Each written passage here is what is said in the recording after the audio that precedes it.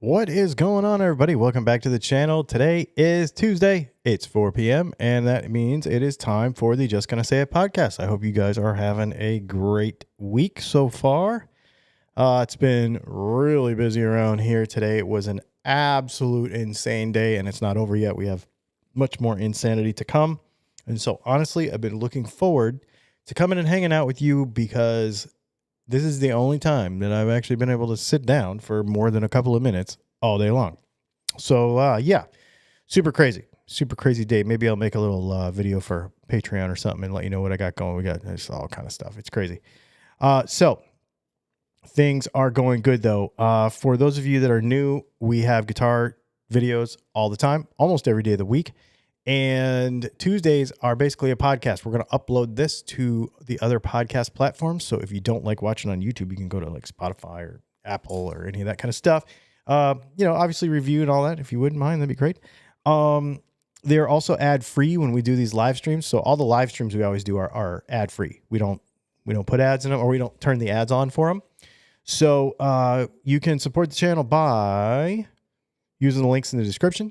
A bunch of affiliate links down there. You can use a super chat during the live stream to ask a question. Anybody can ask a question, but if you use a super chat, I'll drop what I'm doing and try to answer it right away. And then the other thing is you can go to DylanTalksTone.com and buy DylanTalksTone.com products, which we make pickups for a living. That's our real job. And I'm super stoked. The Widowmaker Telecaster pickups, people are really digging them. We sold a bunch yesterday and we sold some today too. So super cool. They're basically a 1/4-inch magnet, shorter height. They're really, really cool because a lot of clarity, but a lot hotter than a regular standard Telecaster pickup. And so, yeah, go check them out. We actually have a matching t-shirt that goes with it. It talks about the inspiration of the name and all that kind of thing. And then we also have our hum size P90s that finally reissued after a bunch of time being out of commission. They got a super chat from Dastardly Dave. Said ad free is cool. Thank you so much. I appreciate you. So, okay, let's go ahead and talk about this subject. I think it's funny. Before we get into this, if you are a person who takes herself too seriously, or if you think that Leo Fender is some kind of Jesus, this might not be the podcast for you. He's an old man. He built guitars. He's dead. He has nothing to do with them anymore. Okay. We're messing around here. But at the same time, one of the things I want to address that I think that happens in the guitar industry, in the guitar community a lot, is people come up with these arbitrary reasons why they will and won't do stuff. And I honestly don't think a lot of them are well-founded because progress, and people don't pay attention to progress because they're so stuck in their ways. So we're going to talk about that. So let's get into 10-ish or more. If you can think of some, I'll stop after, I'll stop after each one. And I'll look and see if if you agree, disagree, have something to add, etc. So reason number one that you would not buy a Fender guitar, or that you're kind of over them, is maybe because you already have 7 of them. I mean, everybody's got a bunch of these things, right? If you are a Fender person, chances are you've had, do have, or will have a lot of Fenders. They're easy to come by, right? They're kind of everywhere. It's the toilet paper, the Kleenex of big name brand guitars, right? They're just kind of everywhere. And Chris from Texas Toast says that the biggest competition to Fender is old Fenders, right? So guitars that are already used guitars are out there. That's the biggest competition to Fender because, well, we'll get into it, but they really haven't changed a whole lot. And so you might just kind of be over them because there's a bunch of them.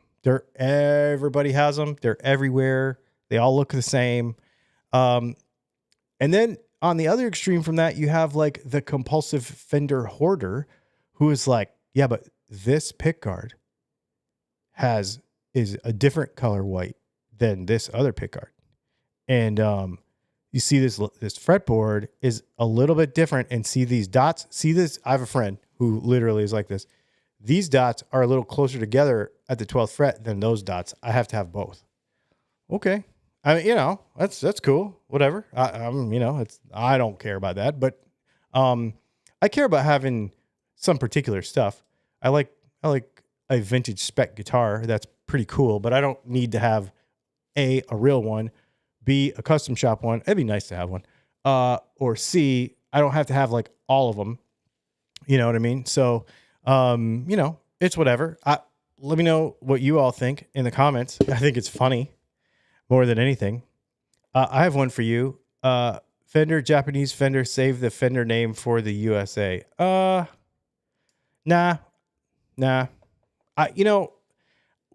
It's an interesting thing. Fender's really good about their global market, and I think they should be. People feel that the United States has this kind of centrism around guitars, and the honest truth is it's only a small portion of the global market. So I'm glad that Fender is doing that kind of stuff. In fact, didn't they just launch Fender Korea in the same kind of way, giving them their kind of own autonomy to do marketed for Korea stuff, which is pretty cool. I dig that a lot. Next reason number 2, that I'll never have a Fender because that neck joint is, hang on one second. I really have to take this actually. Hello? Hey.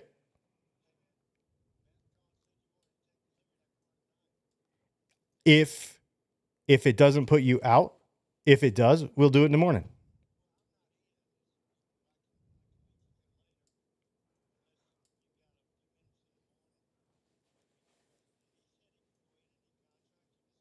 Okay.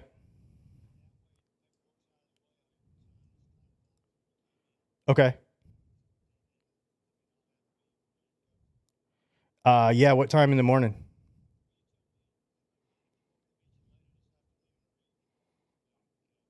Would it put you out to do like 6:30, 7 o'clock tonight? So let's do 6:30.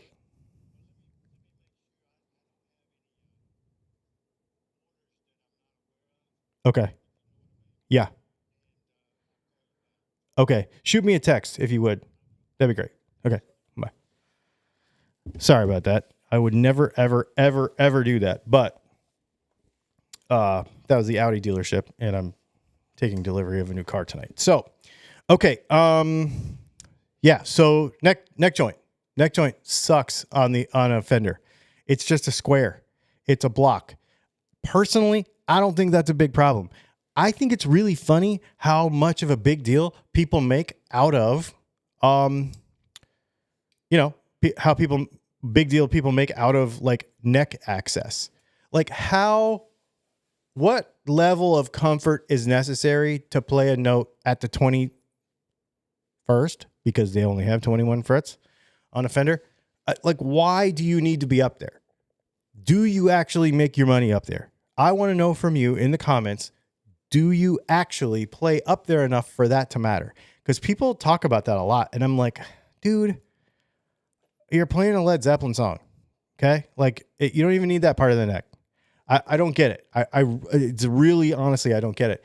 And then the other thing is, that is a moot point because there are modern neck joints. They have more modern neck joints. You just have to buy a more modern guitar. You have to buy like one of the newer models. So it's a compromise, right? Do you want a modern neck joint or do you want a vintage style guitar? It's really interesting how much people make a big deal out of that. I don't know. It's like, well, I can't get my pinky up there, so therefore I have to have this shaved down thing. Oh, okay, whatever. I don't get it. Let's see. If I ever get a real Fender, cool. If not, then I'll continue and I will enjoy what I have. Yeah, hey man, I get it. I get it. Upper fret access doesn't seem to bother Yngwie. Yes, exactly. And I imagine he's doing more business up there than any of us. You know, it's funny to me that a lot of people make a lot of arguments. Wait till we get on. We're going to do a Gibson version, one of these too. And I think about that all the time. Gibsons go out of tune. The G never stays in tune. I'm like, dude, there's like 70 bajillion artists who've used Gibsons for years and years and years and years. They tune every couple songs and everybody's fine. It's not a big deal. Same thing with the neck joint or the Fender. Like, okay, I get that you don't like it. Maybe you don't like how it looks. But functionally, there's a way around it. It's called buy a different guitar. Fender makes a guitar with a more swoopy neck joint. Let's see. My fingers don't fit the fret past the 17th. Dude, I love that. I think that's amazing. I think that's agreed, right? Like, okay, so if you have fat fingers, you're only going to play up till the 14th, 15th frets, you know? Okay, I get it. I love it. I love that you're having fun with this too, because that makes total sense. Okay, this is a big one too. And a lot of people talk about this. Reason number 3, volume knob placement. A lot of people have a hard time playing. A lot of people have a hard time playing Fender guitars because of where the neck joint, or because of where the volume knob is. That's interesting too. I find that interesting. I don't understand. Okay. I don't understand. Everybody plays different. Do you just not adjust to anything? Do you just not like, I cannot adjust to?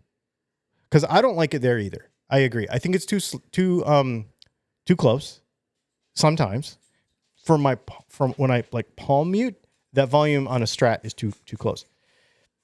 What it's led me to do, so I love Bourne's pots, for example, but they're very, very, very light friction.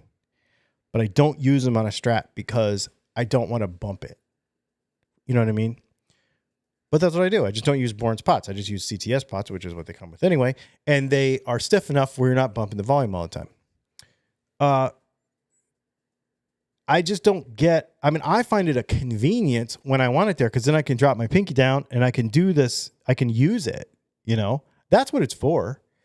So I guess I don't understand. And let me know in the comments, if you don't like it that close, what is your hang up with it? And I'm not, we're all having fun about this. I don't care, right? But what is your hang up with it? And can you not adjust? And I guess that might come through a lot of these conversations about this stuff, is I find that guitar folks do not allow themselves. Now, I use those words very intentionally. They do not allow themselves to adjust to things. It's not that they can't.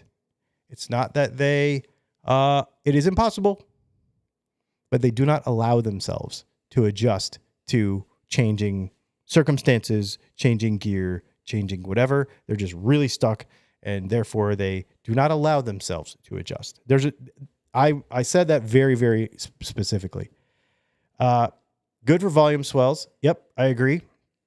My thing is, I know a lot of folks that flip the controls on a Telecaster. There's where I have a problem. I don't like the volume close on a Telecaster because I feel that I strum down there too much. Well, if I'm playing live, I don't like sitting around here. I don't, but if I'm playing live, I play a lot harder. And so I'm a sloppy rhythm player. And so my hand is moving a lot. And so I will turn the volume down if I have a flipped volume control plate on a Telecaster. So therefore I don't like doing the flipped thing like everybody else does. But the one on Strat is tucked up there so much that I'm just not on it. So, it's an interesting thing. British motorcycles, I would downshift. Yeah, I get that. I have ridden some crazy British motorcycles, and I understand exactly what you're saying. I don't think I could drive a right-hand drive manual transmission. You know what's really funny about that? Okay, so when I was a kid, before I learned to drive, I was very, very young, maybe 8 or 9 years old. And I remember sitting in the passenger seat of the car and my dad driving, and he would let me shift. So he would push the clutch in and then I would shift. But of course it's backwards because I'm on the passenger side, right? And so I remember that. And I remember thinking that later when I grew up, I'm like, yeah, I can drive a right-hand drive car now because it's no big deal. Yeah, that's really funny. I don't understand how Jared James Nichols, he is huge, is able to play any guitar. You know, my buddy Scott plays for, he is Saving Abel. And same thing with him. He's this huge hulking of a guy. And he has a PRS that Paul Reed Smith made for him. And it's big. It's like when I play it, it's like I feel like I'm a little kid. Like I'm a 3/4 size human to this full size guitar instead of the other way around. And yeah, it's weird, but it doesn't affect the fretboard though. The fretboard's still the right size, which is sort of interesting. Let's see. What are other people saying here? My fingers don't go past the 17. Okay. Fender Standard Acoustasonic even has the micro tilt. Yeah, micro tilts are very cool. They are very cool. I actually have one on my Japanese Strat from the 80s, and it's a thing that was very misunderstood and people didn't understand how to use it. And of course, the sustain bros want to make a huge deal out of it, but it's not that big a deal. It works really well. Yeah, super neat. Good for volume swells. Let's see. I'm just going to try to catch up here. I started on a Strat. It only took a few days for me to adjust my strumming so that I don't hit the knob or the middle pickup. Oh, that's another thing. The middle pickup, right? Let's see. I get nervous crossing the street in the UK. That's funny. Remove a tone pot on the Strat and move the pot down one. So here's what I'll tell you. If you are really, really, really hung up on that, let me know. Because we do this for people all the time. This is one of the reasons this made the list. We get folks all the time who are like, can you make me a loaded pickguard for my Strat, but take the top volume knob out, make it custom with just one volume, one tone, 5-way switch, and no top volume. Can you do that for me? Absolutely. So we do it all the time. It's a thing that I would say, a half a dozen times a month, we do a pickguard with no volume knob. So if you ever want to do that, let us know. We'll absolutely do it. Because we do these loaded pickguards with pickups in them and all the stuff. But I'll delete the volume knob for you. No problem at all. That's no big deal. Let's see. Okay, let's talk about number 4, which is another big one. Quality control that has been brought to you by a blindfold. Your made in Mexico guitar is fine until it's just not, and it comes with a fretboard that has basically a saw blade on the edge of it. And if you take off the pickguard, you'll notice that it has been chewed out with some old dentures. You know what I mean? It's not routed very well. Misaligned necks, loose neck pockets, all the things that people are like, oh, I have to fix this once I get it home. Otherwise it's, I guess there could be some stuff for that. I get that. Here's what I would say about it though. I don't think there's any excuse for it. I think it is up to us as guitar players to hold the guitar makers accountable. And the way we do it is we return it. When you complain about quality control stuff on the internet, it fixes nothing and it makes you look like a jerk. If you return the guitar, if everyone today who got a guitar, it could take 2 weeks. It could take 2 weeks. If 2 weeks of people said nothing on the internet about the guitar that they got in the mail, that had a sharp fret, that had a whatever, and they just returned it. Everybody did that for 2 weeks. Quality control would immediately go up. Because here's what's happening. If you don't return the guitar maker has no real data for their quality control. And so they just keep making them. If if there's no reason, if there's no returns, then there's no reason to change anything. And so we have to hold them accountable. So do not. Now, let me say, on this channel, a lot of times I will do it. I will fix stuff because I want to show you things, right? But I would say that every Mexican Stratocaster I've ever bought for the channel, I would have returned if it hadn't have been for using it as an example on the channel. Not everyone. No, actually not everyone, because that Mike McCready is pretty sweet. It was perfect. But the normal ones, I would just say like a player series that I got, they just sucked. I would have returned them. So yes, quality control is a thing, but it has to be trackable, right? If you get let's say you order a pickup from me, it happens from time to time. You order a pickup from me and it's bad. Or let's say there's a bad solder joint. That happens even less because I love soldering. You don't just not do anything about it. You call me and you make me give you a new one. I know, because you do. It's great. I love it. I'm glad. I want to know. It has refined my processes. It has made us better over the years. And that's the way I feel about it. I want to be better. And Fender doesn't want to lose business over poor quality control. They want to sell guitars. That's what they want to do. Well, it's just a money grab. They're just a big company trying to blah, blah, blah. Money grab is a stupid term. Companies are there to make money. I'm here to make money. If I don't make money, I don't feed my family. I don't take care of my family.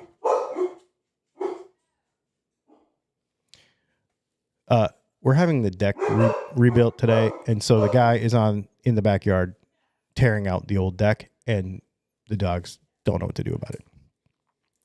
So yeah, I mean, it's a thing. Like, just make sure that you hold the guitar builders accountable. It's really, really important. You know, instead of complaining about it that doesn't get anything done. It just really brings more negativity into the community. And but what we really want is better made guitars, right? I find MIM Strats very heavy. I agree. I do agree. But here's what I'll say about that, Stu. Try a new one. This is the other thing about quality control, and this is the other thing about a lot of these things.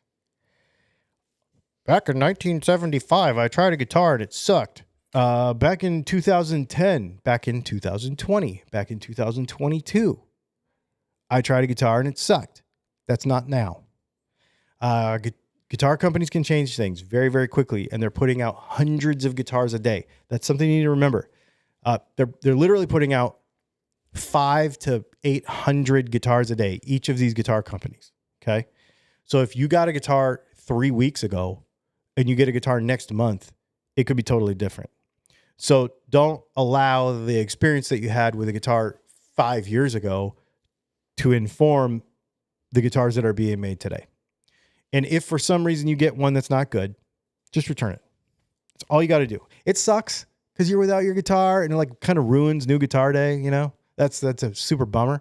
But at the same time, got to do it. Reason number 5, really coming down to this too, is people feel like build quality drops off below $1,000 or so. So let's say you have like the Mexico stuff and then the lower end American stuff and etc. But what a lot of people don't realize, okay, yeah, you have to break the guitars into a couple of departments here. You have the Asian stuff, you have the Mexico stuff, and you have the American stuff. A classic vibe, and I don't know, what's another Indonesian one, whatever, doesn't matter. If the area of the world that it comes from and the plant that it comes from, see, Fender uses about, I want to say the last time I asked somebody about this who knew what they're talking about, I think it was like 22 different factories around the world to make stuff. And that's amps and guitars and everything.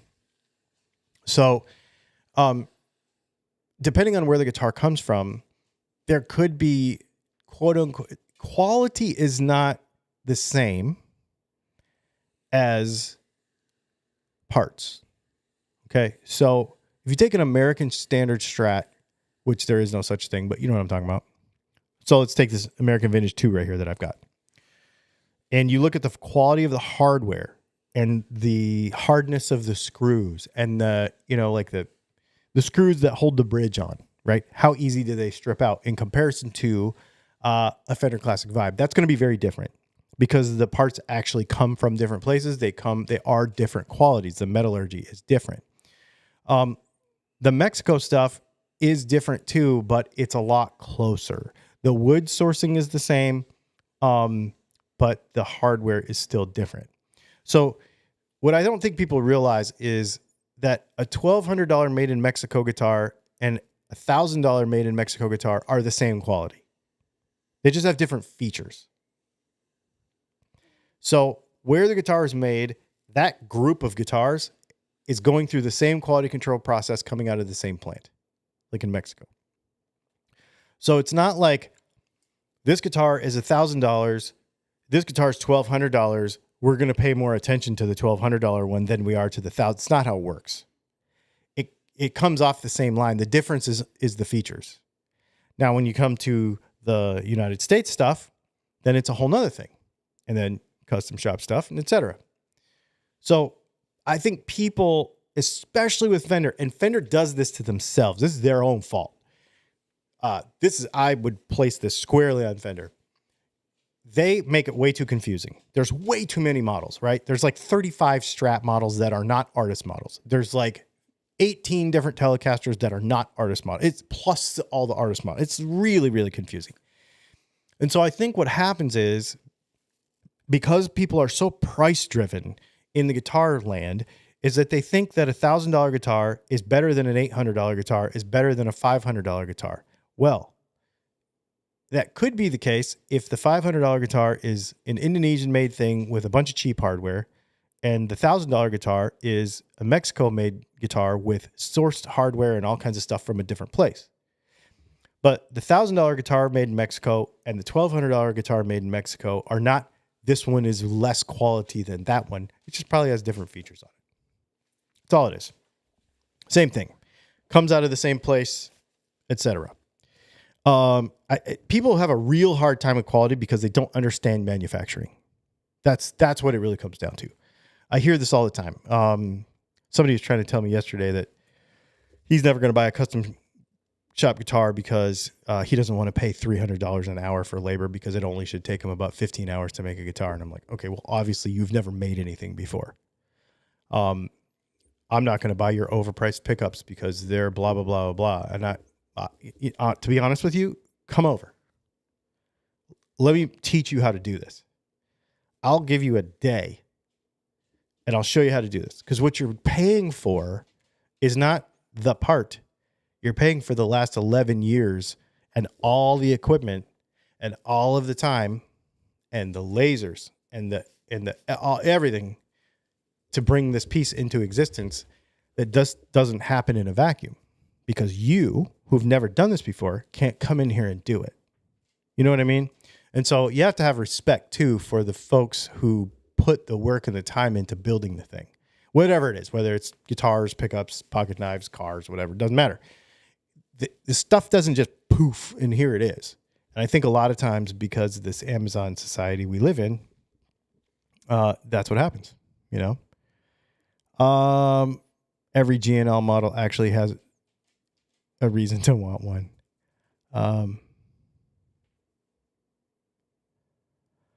Let's see. I'm trying to go back here. You have to know exactly what you want and have lots of experience with that guitar. Yeah, I don't know about that. I like to explore. I like to find stuff that I haven't had before. It kind of depends on your perspective, I guess. Some folks don't want to go outside of their own comfort zone. So I get that. You know, that's definitely a thing. Let's see. I'll give the new ones a go. I don't like the Player series. I don't either. To be honest with you, I don't either. But I feel a little differently. How many guitars brands are made by Cort? there are a lot. There are not a lot, and court is different. The way they handle things is a little different, actually. Is it very often that tuners don't work? What does that mean? That they slip back and lose tune. That's a cheap tuner, and that'll happen on your Indonesian stuff. Here's the thing about this, folks. If you want a nice guitar, buy a nice guitar. And I know that that is a challenge because this stuff's getting expensive. It is. It's bonkers. Everything's getting expensive. It's getting expensive. It has been for a while, you know. And so the Fender really makes this hard on themselves too. The tendency is to be like, all right, I'm going to buy this cheap one, and I hope it's just as good as this expensive one. Well, the just as good as thing, as you know, I hate that. But the two main reasons why that happens, there's two reasons why that happens. One is because people are so price conscious that they don't understand what it takes to make something, and they don't understand what the actual differences are. Okay, that's one thing. Because parts don't just jump on a guitar by themselves, right? It takes time, it takes effort, and it takes knowledge, it takes money, it takes, all those things. For a more expensive guitar is not more expensive for the sake of being more expensive. It's because there's stuff that costs more money to happen, right? And then the other, and a lot of people don't understand that. They just don't understand how manufacturing works. No big deal. It's not everybody's thing, but people lean into it really hard, and then they get all weird about it on the internet.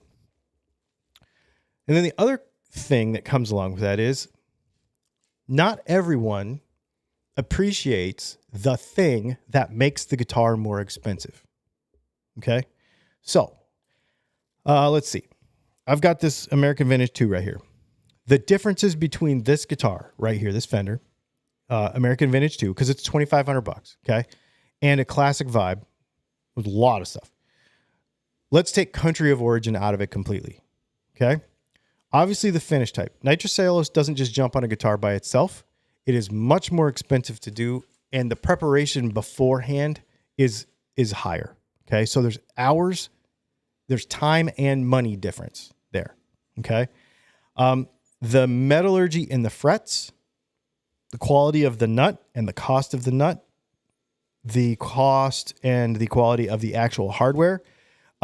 Fender actually still stamps their own bridges in the United States. They have that old machine, and it actually has the little nubs on it from a long time ago and stuff. It's super neat, actually. The quality of the plastics, the quality of the pick guard, all those things are different. And they cost more. The case costs more because it actually has a case. I'm just sitting here looking at this. Let's see what else is. The tuners are way, way nicer. They actually work. And so all those things cost more money.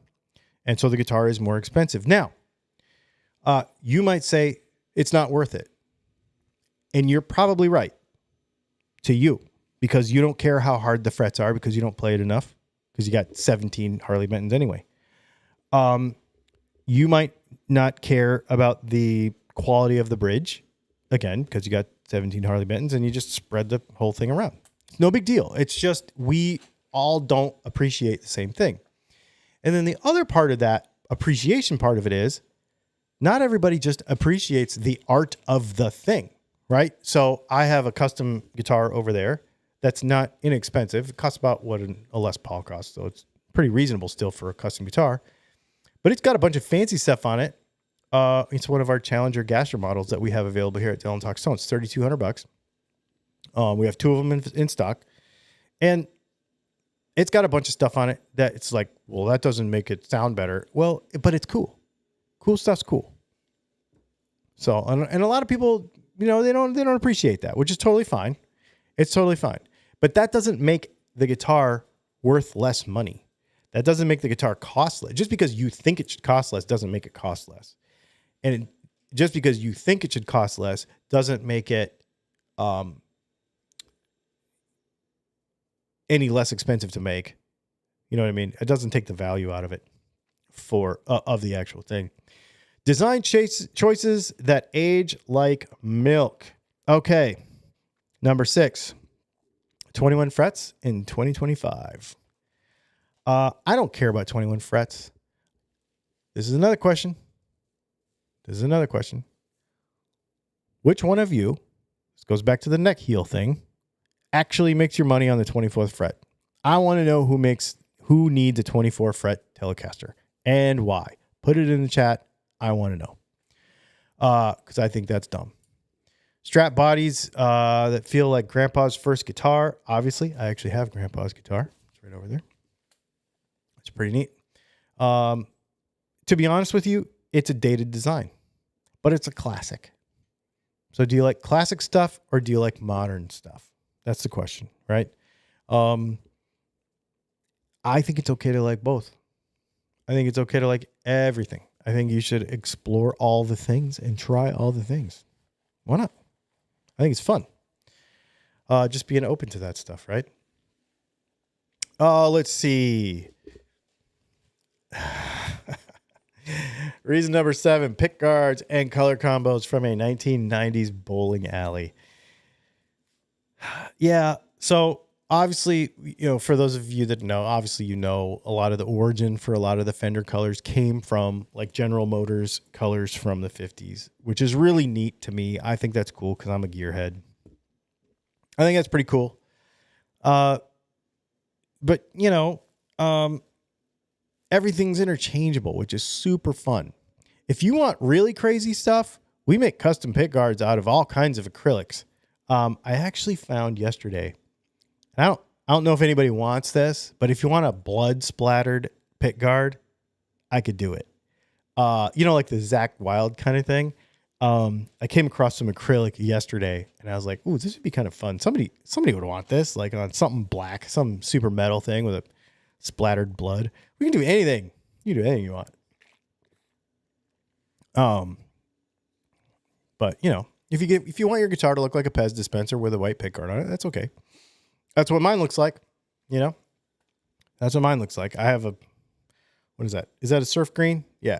For those of you that have seen it, I think it's a surf green. Yeah, kind of funny. I still haven't gone beyond the 4th fret. That's funny. Let's see. Let me go back through here and let me see. Some people are just starting. I love it. That's great. I put your special flat 6 in my Squire. It does electric Bob Dylan so well. Awesome, dude. That's great. That's great. I'm 55 and coming back to guitar. Dude, that's rad. Super cool.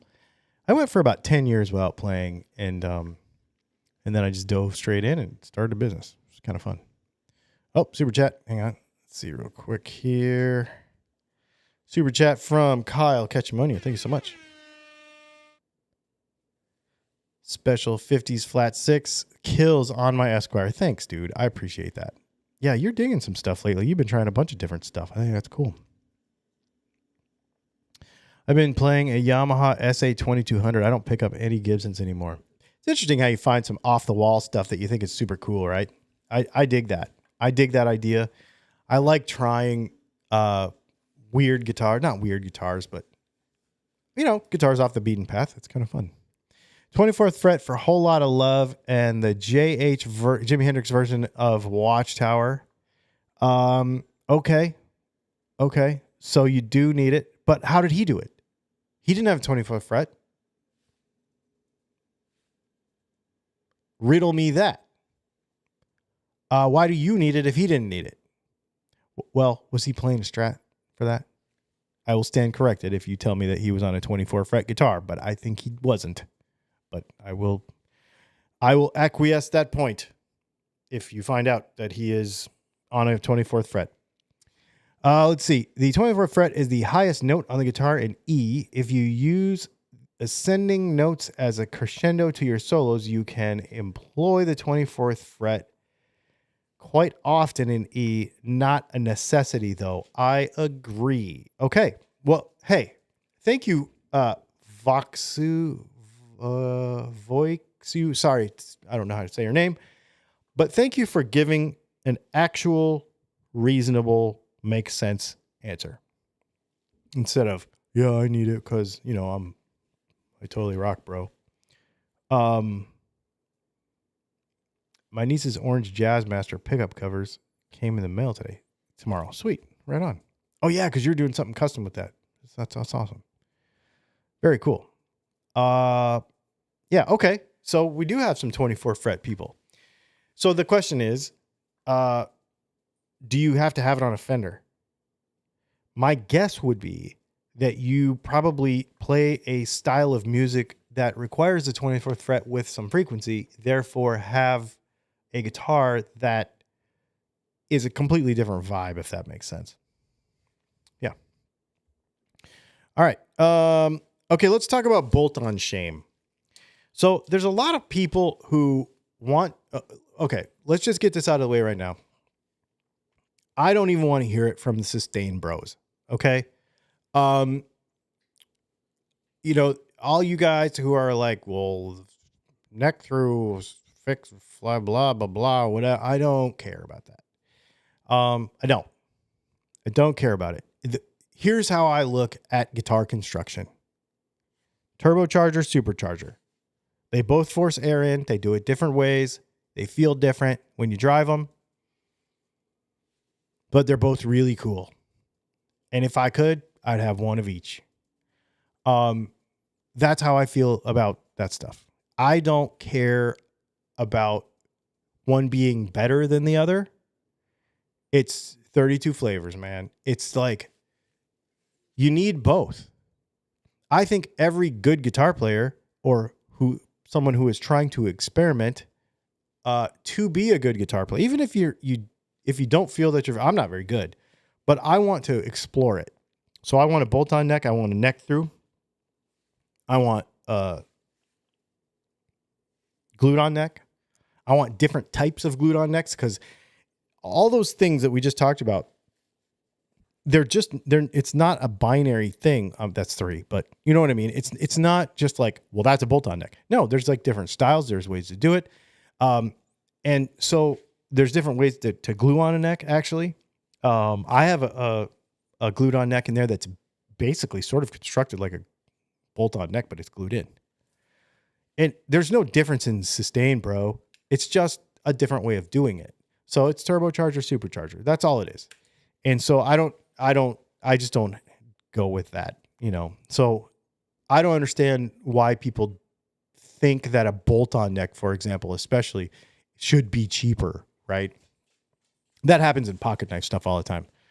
Well, that knife has washers in it, and it's, like this one right here. This is a Chris Reeve aluminum on. Actually, both of these Chris Reeves right here are they're washers, and they're not inexpensive knives. And people are like, well, that should have ball bearings in it for that amount of money. And like, no, not really.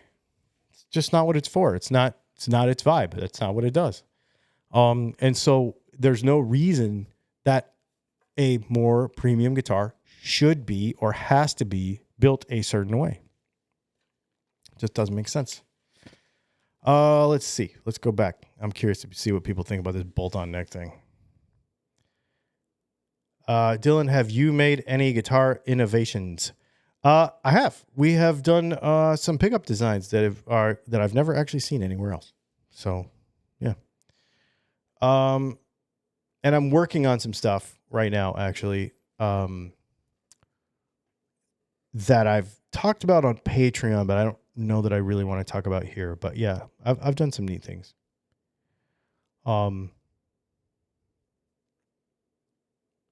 Is there supposed to be some tone advantage to having a neck pickup located where the 24th fret would be, like for harmonics or something? Can't do that if there's a fretboard in the way.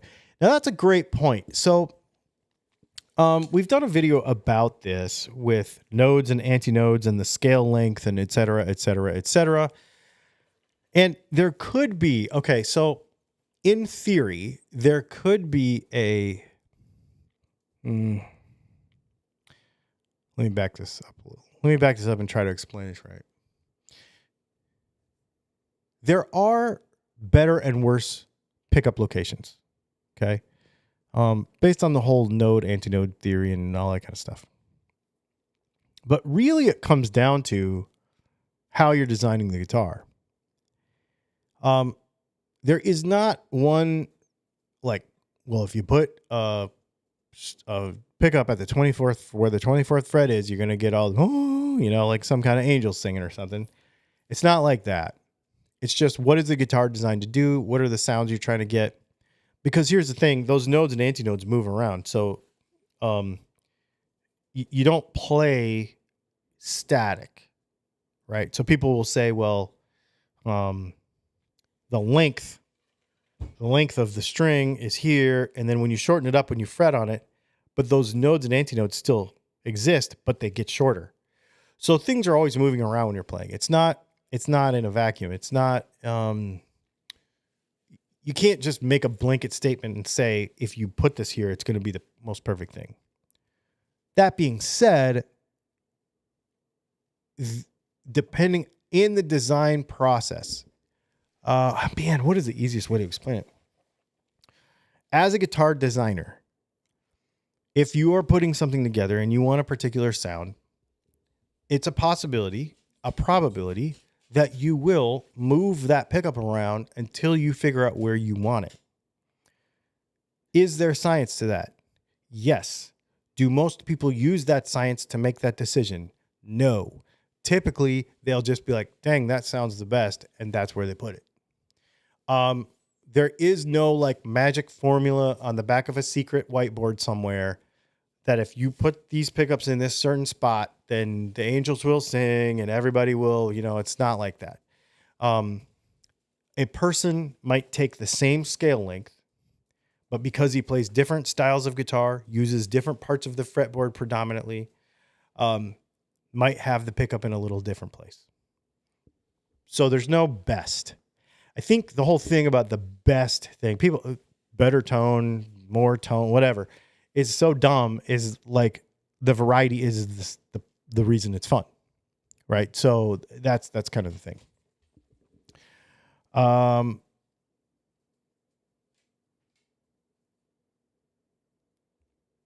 Let's see. The notion of electrical eddies in the backplate seems something one could play with. That is honestly, that's just pretty much magnetic interference. Really. I have played with it. We made an interesting video on it. What are the benefits of your pickup innovations? Well, first of all, if you buy one of our center punch humbuckers, you'll find out. We have and there's a bunch of people in the comments that have them already. I'm not just talking out of the side of my head. They will tell you that we have a humbucker that coil splits that does not volume drop. And it still sounds awesome. And that took a long time to get right. Sounds great. Looks like I'm going to get a car at 6.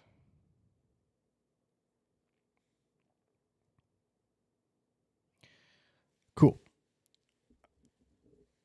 Have you had to deal with counterfeit strings? No, because I don't buy from counterfeit places. I saw somebody post the other day that they bought some strings on Temu and they didn't stay in tune. Maybe that was you. Just don't buy crap from Temu, dude. Don't. Just don't.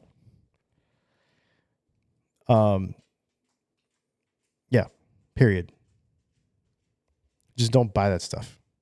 There are no shortcuts to quality, okay? If you want something good, get something good. It's not that hard. I mean, it's hard to get it sometimes because maybe we're short on funds or time or whatever that is. But the formula is always the same. It is an investment of time and money into something to make it good. It's always the same. There's no way around it. Let's see. You could build a better one. Okay, number 9. You could build a better one. Do-it-yourself builders everywhere saying, hold my soldering iron. I'm going to make a better Fender than Fender makes. And usually it's not. It is Fender has standardized their process so well that it's just a good guitar. It is. It's just a good guitar. It does what a guitar is supposed to do. In any of its forms, really, you know. People want to say that this is a bad design, that's a bad design, whatever. But when you use the guitar in the way it was intended to be used, it works. It works, you know. It's a good guitar. And people are going to personalize, you know, their design and make it more them. Is it better? Yeah, for you, because it's more you know. I get that. A lot of people think that they can build better guitars at home than Fender can build, and maybe they can. I've not seen it very often. Just gonna say, you know, and then there's all the GNL people. Okay, GNLs have weird pickups. Those guitars are weird. They're cool, but they're weird. GNL is like, to me, GNL is like a Saturn. Remember those cars like from the 90s? It's like you get in them and you're like, all the buttons and knobs and seats and ignition and steering wheel and everything. It's like, this is a General Motors car, but it's just not. Like it's just not. And it's just weird enough where you're like, I don't know. I just can't. I don't know. That's the way I see GNL. Like, okay, yeah, there's some Fender-y stuff about it, and they are, you know, I get he was involved, but I don't know. They're neat. I like Fenders.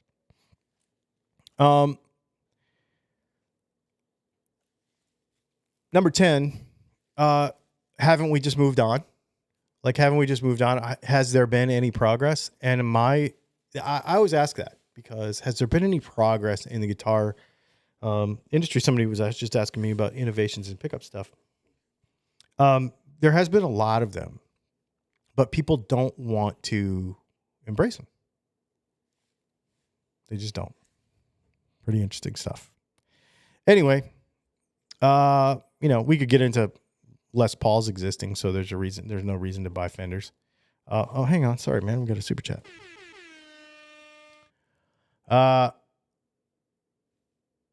OMGs, we're ranking chat participants now. Yeah, dude, I don't know what is the deal with that. I just saw that, and I'm not really sure what that is. That it just started happening. Yeah. Cool stuff ain't cheap. Cheap stuff can be neat, but cool is not cheap. I agree. I absolutely agree. You guys, this has been fun. Thanks for hanging out. I appreciate you coming and hanging out with us today and talking about guitar stuff. We might do one of these about Gibson. We might do one of these about PRS. That is kind of fun. Just get an idea on what everybody's thinking. I just think it's neat to look at what's out there, think about what's out there, and talk about it. Go over to Dylan Talks Tone, buy some pickups. You know, the innovative ones. And subscribe and like and all those things. Thanks for hanging out. We'll see you later.